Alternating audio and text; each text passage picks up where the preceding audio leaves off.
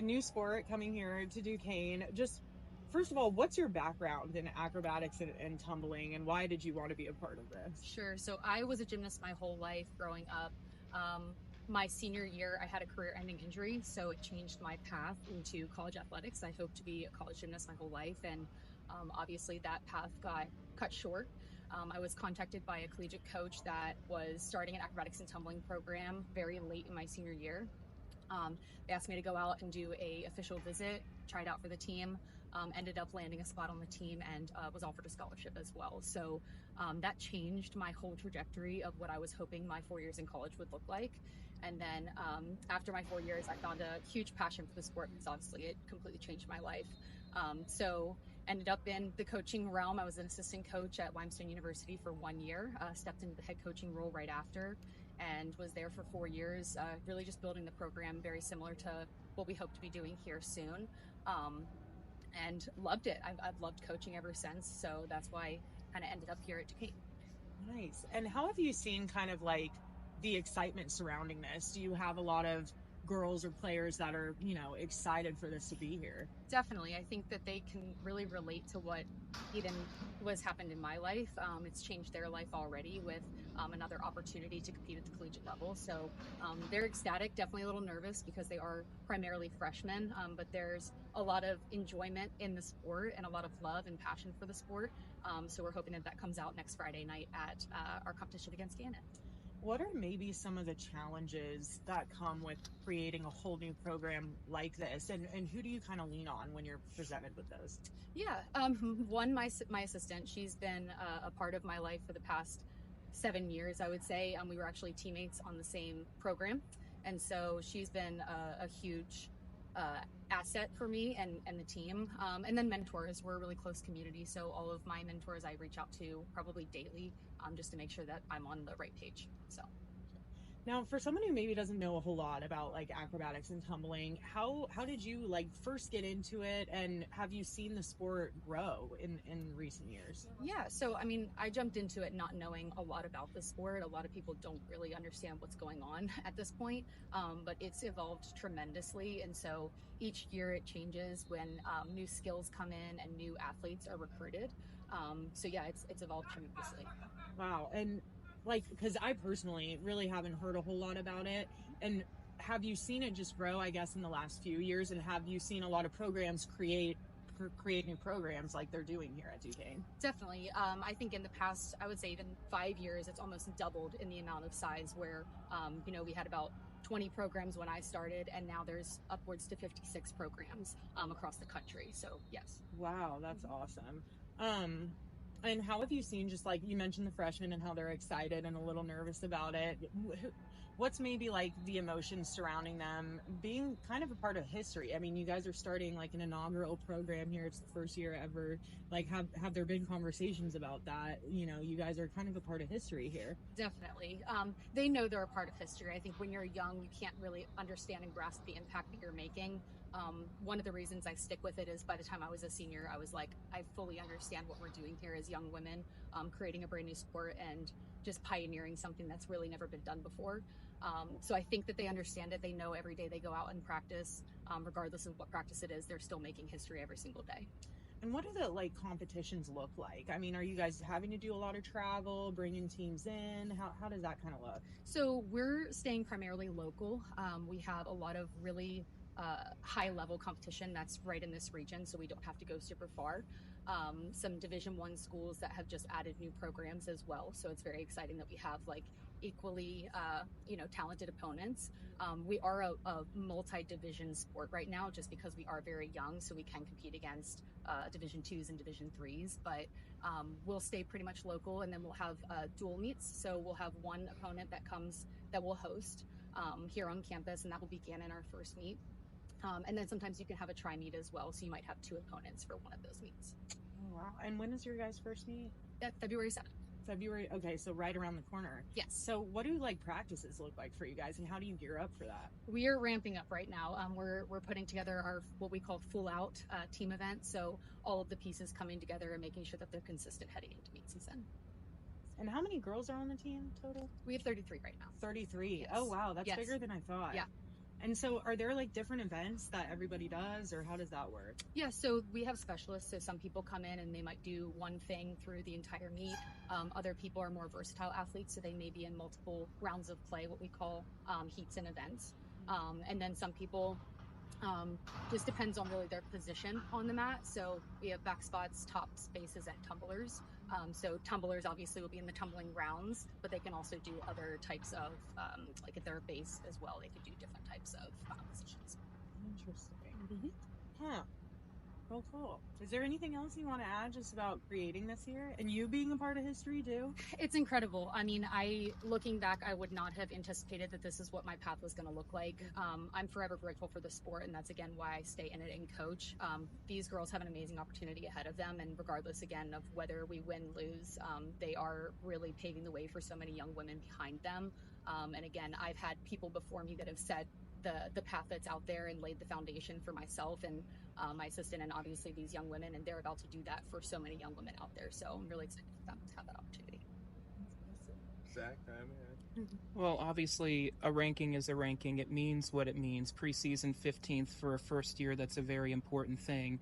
But you're also starting out and you're focused on the season. How do you weigh that opportunity and that achievement, but also balance out the personal? Yeah. Well, they've done a fantastic job preseason so far, but ultimately it's an earning. They have to go out there and they have to earn it.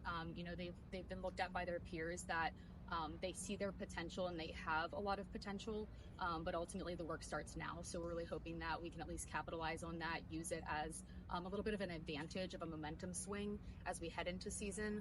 But again, ultimately it's up to them. They have to put the work in, and we've got to earn that top 15. In your experience in general, you have an idea of how a program starts, but there's ebbs and flows that go with that. How have you managed those ebbs and flows, and what have you learned about yourself through this process? Well, we have a lot of depth in the roster right now. Starting a brand new program, a lot of times the roster is not the same size that we have right now. So we've had a lot of definitely some downs, and we've been able to replace and make sure that we're still progressing through season to make sure that they're consistent going into meet season. But ultimately, it's been a learning curve just being a part of a first year program. Again, I left my last program. It was successful. It was on year 5. And so heading out of that establishment, going into another young team, there's definitely been a little bit of a growth and learning curve for myself, but just enjoying the journey. I mean, it goes so quick. They're only going to be year 1 for so much longer. So honestly, just loving on them and enjoying the journey and supporting them as much as possible so that they, in turn, hopefully, leading by example, they support each other and love on each other too. All these young ladies have different backgrounds that brought them here. What was it like finding these ladies either with a specific discipline meet in mind or just having that adaptability present? Yeah, well, we tried really hard to reach out to every discipline so that we had a well-rounded roster. So if you look on our roster, you'll see artistic gymnastics, acrobatic gymnastics, power tumbling, and then competitive cheerleading as well. So blending all of those disciplines together, it's going to be a really cool mix of athletes that we have, and also that foundation right now, building and filling in as we go through the next 4 years. When we find that establishment in the program, I think it's going to be really cool. This first meet's a very special one for you. Obviously, it's a first, and when firsts are always important, but also the opponent is an opponent that means a lot to you personally. What's that moment like for you to have that name synonymous with you once again on a very big stage? I think it's exactly what we're doing. I mean, we're literally making history every single day, and being a part of that program very early on. I was a part of the second program there.